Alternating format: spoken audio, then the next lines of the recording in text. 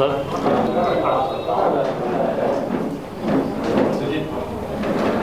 జన సైనికుడు పవన్ కళ్యాణ్, జనసేన పార్టీ అధినేత, అలాగే జాతీయ పార్టీ అధ్యక్షులు నారా చంద్రబాబు నాయుడు గారు వారి కలయికతో తెలుగుదేశం పార్టీ, జనసేన పార్టీ సంకీర్ణంగా ప్రభుత్వం ముందుకెళ్లాలనే ఉద్దేశంతో, ప్రభుత్వాన్ని స్థాపించే ఉద్దేశంతో ఎన్నికల పొత్తులో భాగంగా మేము గత కొంతకాలం నుంచి కలిసి పనిచేస్తూ ఉన్నాం.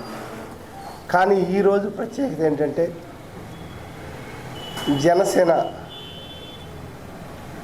పార్టీ ఆఫీసు ఇక్కడ స్థాపించుకుని జనసేన పార్టీ ఆఫీసులో జన సైనికులతో కలిసి తెలుగుదేశం పార్టీ ఇన్ఛార్జిగా నేను ఈ ప్రెస్ మీట్లో పాల్పంచుకోవటం ఇది ఒక థ్రిల్గాను ఆనందంగాను ఉంది. ఇలా తెలుగుదేశం పార్టీ ఆఫీసులో జన సైనికులు, జనసేన పార్టీ ఆఫీసులో తెలుగుదేశం పార్టీ శ్రేణులతో ఇలా ప్రెస్ మీట్ పెడతాం అనేది చాలా ఐకమత్యంగా మేమందరం కలిసి పనిచేస్తున్నామని అనుకోవటానికి, ఉండటానికి ఒక పాయింట్ లాగా, ఒక సాంకేతం లాగా తెలుస్తూ ఉంది. ఈ సందర్భంగా ఈ ఆఫీస్ కొత్తగా స్టార్ట్ చేసినందుకు జనసేన పార్టీ ఇన్ఛార్జ్ లేదంటే కన్వీనర్ శివనారాయణ గారికి మరియు లోకల్ ఈ పార్టీలో ఉన్న ఇతర శ్రేణులు, జన సైనికులు, పవన్ కళ్యాణ్ నియమించిన ఎంతోమంది ఉన్నారు, అందరికీ కూడా శుభాకాంక్షలు తెలియజేస్తూ ఉన్నా. మన బాపట్ల ఏరియా ప్రభుత్వ వైద్యశాల, అలాగే బాపట్లలో మెడికల్ కాలేజీ నిర్మిస్తాము అని చెప్పిన వైసీపీ వాళ్ళ మాటలు ఈ రోజు వరకు దాని పరిస్థితి ఎంతవరకు ఉన్న దాని మీద మేము ముందుకు వెళ్తున్నాం. ఈ ఏరియా ఆసుపత్రి అనేది సరైన సదుపాయాల విషయంలో మేము మాట్లాడదలుచుకున్నాం. ఈరోజు పేరుకేమో జిల్లా హెడ్ క్వార్టరు, కానీ ఇక్కడ కనీసం మత్తు డాక్టర్ కూడా లేని పరిస్థితి. ఎవరన్నా గర్భవతులు వస్తే డెలివరీ కూడా చేయలేక గుంటూరు పంపిస్తూ ఉన్నారు. పోనీ గుంటూరు వెళ్దామంటే అంబులెన్సులు కూడా లేని పరిస్థితి. ఈ 21 మంది ఉన్న డాక్టర్లు ఈరోజు 8-9 మంది మాత్రమే డ్యూటీలో ఉన్నారంటే మన వైసీపీ ప్రభుత్వం ఏ పరిస్థితిలో ఉంది అనేది మనందరం తెలుసుకోవాలి. దీనితో విచ్చలవిడిగా ప్రైవేట్ అంబులెన్సులు రోగుల్ని దోపిడీ చేసే పరిస్థితి ఉంది. ఇలా చెప్పుకుంటూ వెళ్ళాలంటే వీళ్ళ అవస్థలు అనేది చాలా ఎక్కువగా ఉన్నాయి. రోగుల అవస్థలు, మత్తు డాక్టర్ లేరు, డ్యూటీ డాక్టర్ లేరు, 21 మంది ఉండాల్సిన ఉద్యోగస్తులు 8-9 మంది పరిమితం అయ్యారు. పట్టించుకునే నాదుడే లేడు. ఇవన్నీ ఒక బాధ అయితే, అత్యవసర పరిస్థితుల్లో కూడా వైద్యం అందియాలంటే అక్కడ కనీస పరిస్థితులు లేవు. వైద్యం అసలు మనం ఎట్లా చేయించుకోవాలి? అత్యవసర పరిస్థితి వస్తే ప్రభుత్వ ఆసుపత్రులు పేదలైన మన పరిస్థితి ఏంటి అని పేదలు గగ్గోలు పెడతా ఉన్నారు ఈరోజు. అలాగే ఏదో సొంత ఆసుపత్రికి వైసీపీ వాళ్ళు రంగులేసుకున్నట్టుగా ప్రభుత్వ ఆస్తికి వైసీపీ రంగులేసిన దుస్థితి మన బాపట్ల ప్రభుత్వ ఆసుపత్రికి ఉంది. అది మీ అందరూ గమనించారు.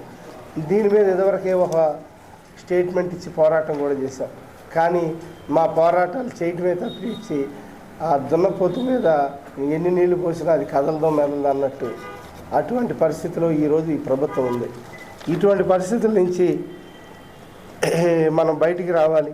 2021 డిసెంబరు 500 కోట్లతో అత్యాధునిక లేటెస్ట్ ప్రభుత్వ ఆసుపత్రి మేము డెవలప్ చేస్తామని, ఆసుపత్రితో పాటు కాలేజీకి కూడా శంకుస్థాపన చేస్తామని 2021లో శంకుస్థాపన చేసి 2024లో క్లాసులు స్టార్ట్ అవుతాయని స్టేట్మెంట్ ఇచ్చిన కోన రఘుపతి గారు ప్రభుత్వ పెద్దలు. ఈరోజు 2024 వచ్చినా అక్కడ పరిస్థితి చెల్లి మీరు చూస్తే పునాదుల వరకు కూడా లేకని పరిస్థితి ఉంది. ఈరోజు 2024 కల్లా అందుబాటులో తెస్తామని చెప్పారు, కానీ అట్లా కనీసం బేస్మెంట్ స్థాయి కూడా లేని పరిస్థితి ప్రభుత్వ ఆసుపత్రి. ఇటువంటి వ్యక్తులకే మనం ఓట్లేసేది నేను అడుగుతున్నా. ఇటువంటి వ్యక్తులుగా ఓట్లేసి గెలిపించింది అని నేను అడుగుతున్నా. ఇటువంటి వ్యక్తులు మళ్ళీ మనకు కావాలా బాపట్ల అని నేను అడుగుతున్నా. బాపట్ల ప్రజలు గుర్తించాలి. ఆసుపత్రులకి, ఇటు మురుగు కాలువలకి, అటు డ్రైనేజీ వ్యవస్థ అన్నీ కూడా అస్తవ్యస్తంగా ఉన్నాయి బాపట్లలో. దీని నుంచి బయటపడాలి. తప్పనిసరిగా ప్రతి విషయంలోనూ మేము శ్రద్ధ తీసుకుంటాం.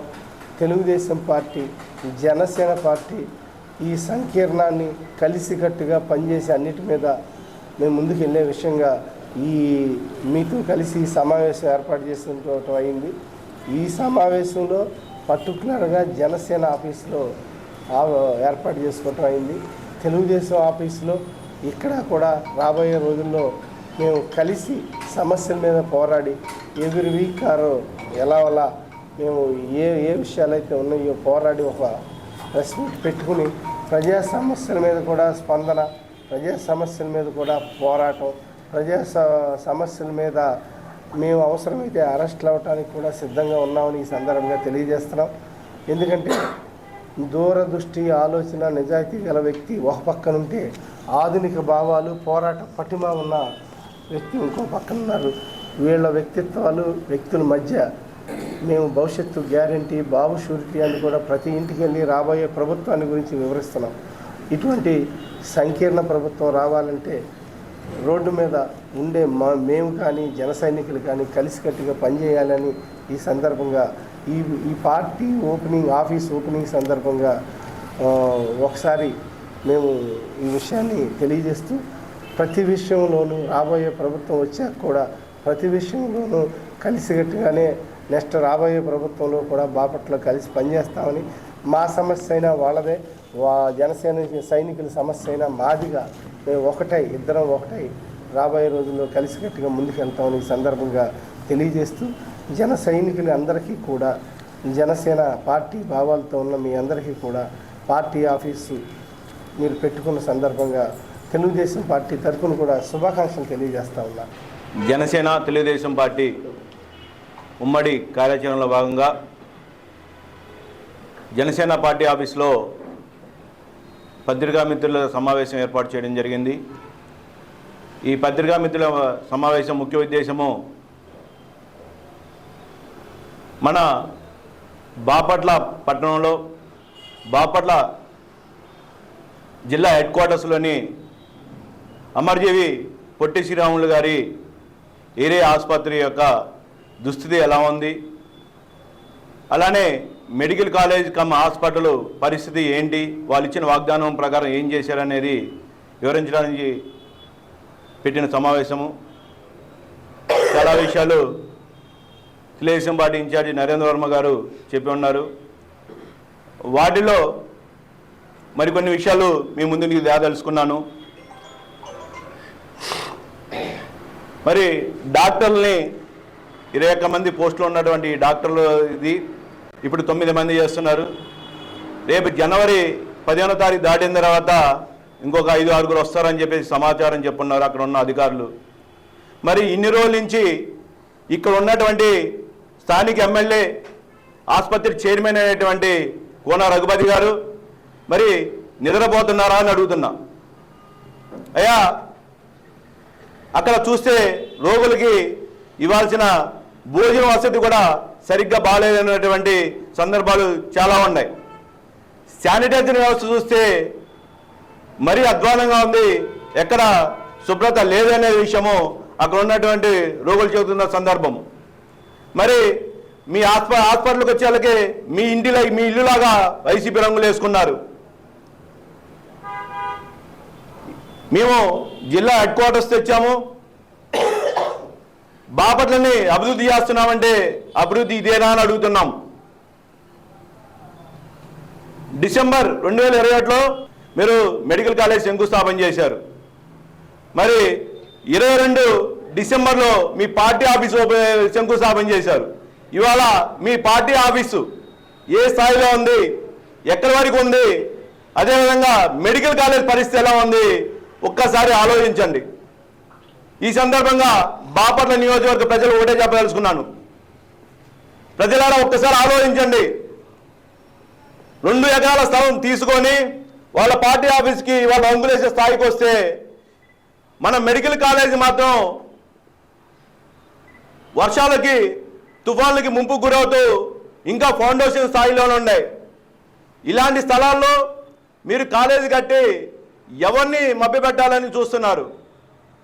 కనీసం ఆ స్థాయి ఒక స్లాబ్ 2 స్లాబులు ఉందంటే ఫౌండేషన్ స్థాయిలో ఉంది. 108 వెహికల్ చూస్తే తాళ్ళు కట్టుకొని వెళ్ళే పరిస్థితి వచ్చింది. మరి రోగులే డీజిల్ ఫిల్ చేసుకోవాల్సిన పరిస్థితి వచ్చింది. ఇలాంటి సందర్భంలో కాలేజీలో ఉన్నటువంటి ఖాళీలు అయితే ప్రజెంట్ డార్క్ అసిస్టెంట్ 3 పోస్టులు ఖాళీగా ఉన్నాయి. దానివల్ల గైనకాలజిస్టులు ఇక్కడికి ఉన్నా కానీ ఆపరేషన్ చేయలేని పరిస్థితి. దానికోసం గుంటూరు తీసుకెళ్లాల్సిన పరిస్థితి వస్తుంది. అదేవిధంగా ఇక్కడ సిటీ స్కాన్ లేదు. మరి గత ఎన్నికలు అయిపోయిన తర్వాత జనసేన పార్టీ అప్పుడు ఉన్నటువంటి ప్రిన్సిపల్ సెక్రటరీ పూనం మాలకొండ గారిని కలిసి వచ్చాము, మేడం గారిని. ఆ రోజు మేము ట్రామా సెంటర్ అడిగి ఉన్నాము. వారు ఆ రోజు అక్కడ ఉన్నటువంటి స్థానిక అధికార ప్రతినిధి ఎవరైతే ప్రజాప్రతినిధి ఎవరైతే వాళ్ళు రిక్వెస్ట్ చేస్తే కంపల్సరీ మేము చేస్తాము, అది త్వరలో జిల్లా హెడ్ క్వార్టర్స్ కాబోతుంది కాబట్టి అని ఆ రోజు ప్రామిస్ చేశారు. కానీ ఇక్కడ ఉన్నటువంటి ఈ ప్రజాప్రతినిధి ఎమ్మెల్యే కోన రఘుపతి మరి ఇంతవరకు ట్రామా సెంటర్ ఎందుకని తేలాపోయారు. అలానే డయాలసిస్ సెంటర్, దీనికోసము వేమూరు నుంచి కానీ చుట్టుపక్కల నియోజకవర్గం రేపల్ల కానీ బాపల్లి నుంచి కానీ మొత్తం కూడా చీరాలు వెళ్ళాల్సిన పరిస్థితి వచ్చింది. ఎందుకు అని అంటే ఇక్కడికి వాళ్ళకి రూములు లేవు. మరి హాస్పిటల్ మీద మేము అపారమైన ప్రేమ ఉంది మాకు. బాపట్ల నియోజకవర్గానికి ఒక మంచి ఆదర్శమైన నియోజకవర్గం తీర్చిదిద్దానని చెప్పి ఈ ఎమ్మెల్యే మరి కనీసం రూమ్ వసూలు కూడా ఎందుకు లేకుండా చేశారనేది అర్థం కావట్లేదు. ఈ సందర్భంగా జనసేన పార్టీ టీడీపీ పార్టీ ఒకటే డిమాండ్ చేస్తూ ఉన్నాము, మీరు ఈ 5 సంవత్సరాల్లో హాస్పిటల్ మీద ఏం పనులు చేశారు, ఏం మార్పులు చేశారు అనేది ఒక శ్వేతపత్రం రిలీజ్ చేయాలని చెప్పేసి Janasena party TD party demand చేస్తోంది. జై హింద్.